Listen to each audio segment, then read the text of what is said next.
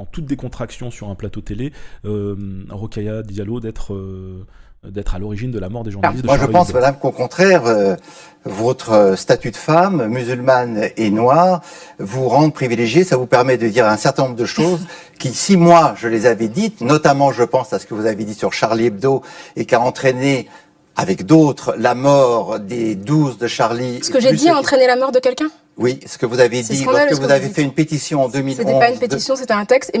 Aucun de mes textes n'a entraîné la mort de quiconque. Je vous laisserai pas m'accuser de quoi que ce soit. Si, et je l'avais dit. Désolée, mais c'est scandaleux ce que vous dites et c'est totalement irrespectueux. Non, c'est pas du tout scandaleux. Mais ce que pensent tous les gens de Charlie Hebdo. C'est ce que vous pensez, mais vous n'avez pas à m'accuser d'avoir entraîné la mort de qui que ce soit. Vous avez, avec d'autres, poussé à la haine contre Charlie Hebdo. J'ai usé de ma liberté d'expression. Armé le bras des tueurs. J'ai usé de ma liberté. C'est scandaleux. Vous l'avez fait. Les résultats. Donc, je n'ai pas le droit de m'exprimer ? Qu'est-ce que vous êtes en train de dire ? Vous avez parfaitement le droit de vous exprimer. Je dis assumer la responsabilité de vos actes. Je n'ai absolument aucune responsabilité dans aucun attentat terroriste. Si on demandait aux gens de Charlie Hebdo de s'exprimer, vous verrez ce qu'ils pensent de vous.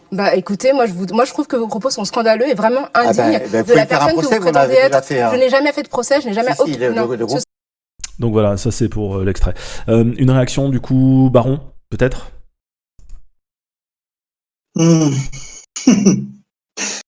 Après. Vas-y, Kofi.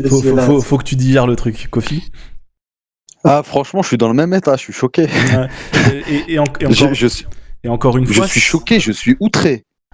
Mais c'est scandaleux. Hein, je sais pas ce que Rokhaya Diallo a envisagé à l'issue de cette diffusion. Mais ça mérite une plainte à minima. C'est grave. C'est grave. Je suis dans le même état. Je l'avais pas vu. Je la découvre. D'accord. Vous découvrez l'extrait. Ok. Il faut digérer. Il faut digérer le truc. Et encore une fois, quand on décrypte le message, on lui reproche d'avoir usé de sa liberté d'expression. C'est fou. C'est intéressant. Hein. Voilà. Et c'est pour ça aussi qu'on en parle ce soir parce qu'on est dans un débat sur la liberté. On lui reproche d'avoir usé de sa liberté d'expression et on l'accuse même d'avoir entraîné la mort de journalistes à cause de sa liberté d'expression. La tournure du débat en France, quoi. La liberté d'expression est, comme tout autre sujet maintenant, qui a un tant soit peu de substance, tellement instrumentalisé. Je veux dire, je vais essayer de marcher sur des œufs en disant ça, mais je me souviens quand même que, pour exprimer comment le balancier du pendule va dans un sens puis dans l'autre au gré de l'humeur de la bien-pensance et des modes. Je me souviens en 2003 lorsque Dieudonné a fait un sketch. On ne peut pas plaire à tout le monde, qui, je le rappelle, était un sketch. Au pire, on rigole ou on rigole pas, mais ça reste un sketch. Il y a eu des problèmes de justice, on parlait de prison, c'est parti loin. Oui, mais il a usé de son droit de la liberté d'expression. Oui, mais quand même, il y a des choses avec lesquelles on peut pas rigoler. Pareil, avec l'affaire de valeur actuelle. À un moment, il faut peut-être essayer de se tenir à ce que la liberté d'expression permet ou ne permet pas de faire et ne pas changer toutes les 5 minutes de position sur ce qu'on a le droit de faire ou de ne pas faire, qui varie en fonction du même principe. Non, mais le problème, il est là aussi,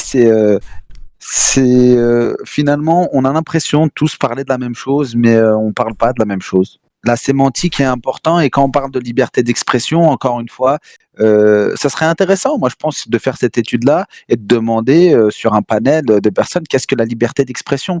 Parce que je suis certain que pour beaucoup, la liberté d'expression, ça va vite être défini, c'est pouvoir dire ce qu'on veut. Sauf que dans le cadre juridique, la liberté d'expression, c'est pas dire ce qu'on veut.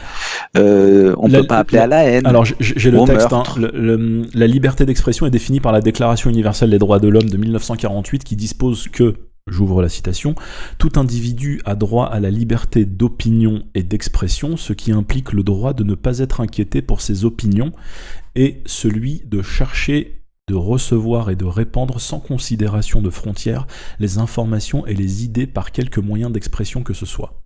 Fin de citation. Voilà, donc la liberté d'expression, elle est bornée. Alors bien sûr, elle est bornée et en même temps, il y a des frontières qui sont pas toujours très très claires, c'est normal. Mais il faut qu'on se réfère toujours quand même à ce cadre juridique. Et malheureusement, je pense que c'est rare, enfin vraiment très rarement fait. Et donc chacun, en fait, il va juste de son analyse à partir de sa définition. Alors déjà que même avec une définition, il y a toujours des flous. C'est pour ça qu'il y a des cas de jurisprudence. C'est ce qui rend, enfin, c'est pas, disons, c'est pas une science exacte, ce ne sont pas des mathématiques. Mais si au moins on fait cet effort-là, intellectuel, de se baser sur ce cadre juridique, déjà, je pense que ça limiterait la casse. Mais non, finalement, chacun, il va de sa définition, et à partir de cette définition, on fait un postulat, on le déroule, et puis tout peut sembler parfois cohérent, et puis alors que finalement, on ne parle pas de la même chose. Je pense qu'il y a vraiment une difficulté là-dessus, et que souvent dans les médias, on sait à une certaine facilité, on a l'impression de parler des choses, mais on parle de rien. Je pense aussi, donc, cet effort intellectuel, il doit être accompagné, et je pense que là, mais alors on en manque totalement, ça devrait être indissociable d'empathie. Et je pense qu'on en manque, et justement, quand certaines libertés semblent s'opposer, on n'essaye pas de trouver la légitimité et de comprendre la position de l'autre. Et puis au final, on pourrait la trouver illégitime et la contester, la condamner, la combattre au final, a posteriori. Ce qu'on fait, nous, ce combat-là, on le fait a priori. Chacun aspire au bonheur, aspire à quelque chose. Et on n'essaye pas de comprendre cela. Et c'est ce qui fait aussi qu'il y a cette crispation. Enfin, il y a certains débordements que moi je condamne dans les médias, de certains politiques, dans la sémantique, etc.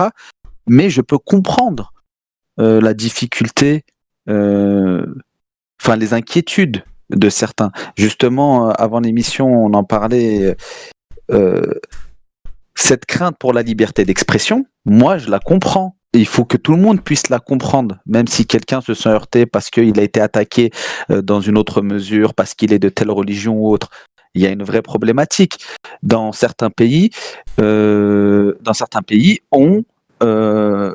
parce que certains ont critiqué tel ou tel livre sacré, ils sont en procès, voire condamnés, voire pire, condamnés, de différentes façons. Donc forcément, ça nous renvoie aussi à ce qui se passe ici, et on est encore dans un état de droit, mais mine de rien, malgré tout, qui fonctionne, même s'il y a de grosses défaillances, qui fonctionnent quand même dans l'ensemble, et on a envie de faire en sorte que ça fonctionne encore et voire mieux.